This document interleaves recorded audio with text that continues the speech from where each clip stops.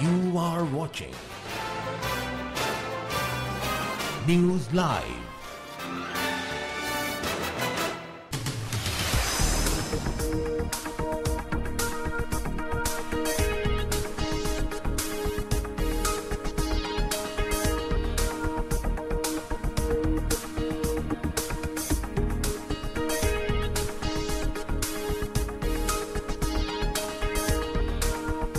Hello and welcome to Talk Time.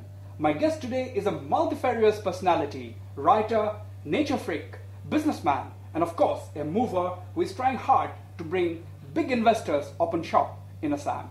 He is Mr. Ranjit Barthakur. Welcome to my show, Mr. Ranjit Barthakur. Hi Vasvi, thank you for having me. 2010 has been a good start, good year for Assam so far. You have managed to bring so many people for the Assam Investment Advisory Board. This has been a good year for the state as well as you personally because you played a catalytic role. I think too much is being ascribed to me, and in all humility I think the Chief Minister and his team to be credited, because one individual like me who does not have a regular role in government cannot possibly bring such a whole force of Indian industry to Assam. But what has happened is this has been the cumulative effort of discussions and various facilitation moves with the Honorable Chief Minister from 2001. But also it has been my role to be involved with the Honorable Chief Minister Saikia when I was the first person who actually talked about the Look East policy. And the Look East policy at that time in 91, 92 when Was in infancy. Was in his infancy. Absolutely. And then what happened was we did a note and he appointed me with Cooper and Librant to actually do a report. And that report actually showed that Assam was the center of the world. So if you look at north of Assam... So what has happened this year, the Assam Investment Advisory Board, basically initiative of the Assam Chief Minister Tarun Gogoi, and people like you played a catalytic role, and even that is necessary, isn't it? Some catalyst is always welcome. In fact, actually, I've been honored and privileged to play that catalytic role, and it is other than the Chief Minister, people who have been in the Health Ministry, people in Industry Ministry, people at the grassroots level who have asked me that why can't Assam play a role? Ranjit, you go all over the world, why can't you do something? So Absolutely. in my small, humble way, I've tried to. No, you are a businessman, but you are in a different league because you are into this carbon-free stuff. My question to you, Mr. Ranjit Barthakur, is this. Do you think, do you see the landscape or economic profile of Assam changing anytime soon? I definitely feel, let me answer that question because it is complex, because it's a new subject in possibly 2 or 3 different areas. One is carbon-free, already we are.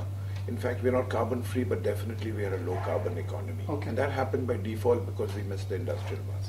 So that's the first stage. 2, what happened is, if you take a country like Dubai in 1950s, it has nothing, it had Bedouins, it had people in camelbacks going around till they found carbon, which is oil.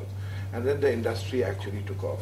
I think it's point 3, Assam has a very, very big advantage, and it has water as a resource. So if you look at the Middle East in 1950s and then they found oil, I believe the biggest success of Assam will be based on nature, primarily on water as a big resource.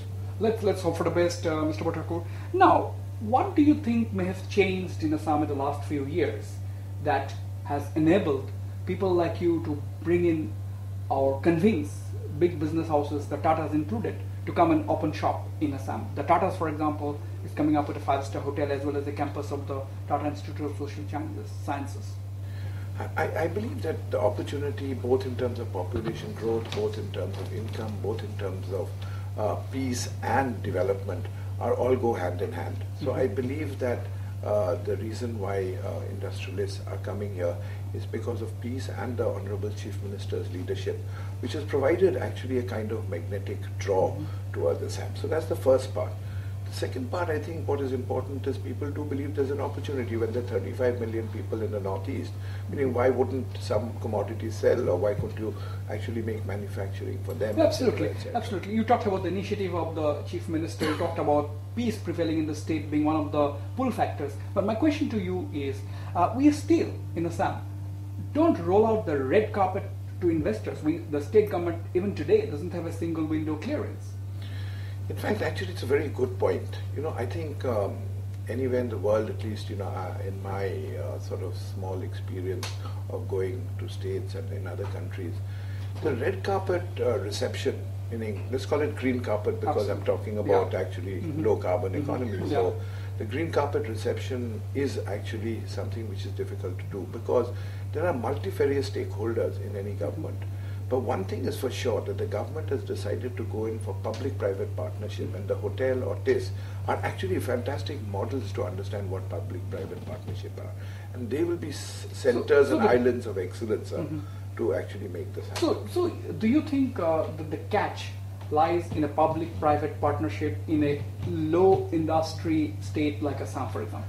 In fact, actually, you've put it very well, Vasbir. I think the answer lies in fact, public-private partnership, because you involve all the stakeholders, the government, the local people, and industry. Absolutely. So and I think that's really been one of the unique selling proposition of the development of green carbon. So now that the Assam Investment Advisory Board has already swung into action, it has taken shape, it has held its first meeting, Mr. Barthakur, what are the things in the pipeline? What are the things being planned out in the weeks and months ahead? I think immediately there is a entire concept note which our company, Globally Managed Services, has made in addition, with the support of ILFS, with the support of infrastructure group of various elements in the country, with the support of the Tata Group, to actually show what are the elements of industry which could be low carbon. So that book hopefully will be released in June or July. It is given the final shapes, and one of the biggest investments there is actually river port development. And river port development itself is a low carbon development because there's less and less carbon when you use in the up and down usage of the river. So that's 35,000 crores roughly in our first pass. The entire program that we have made is roughly about 100,000 crores. That's one.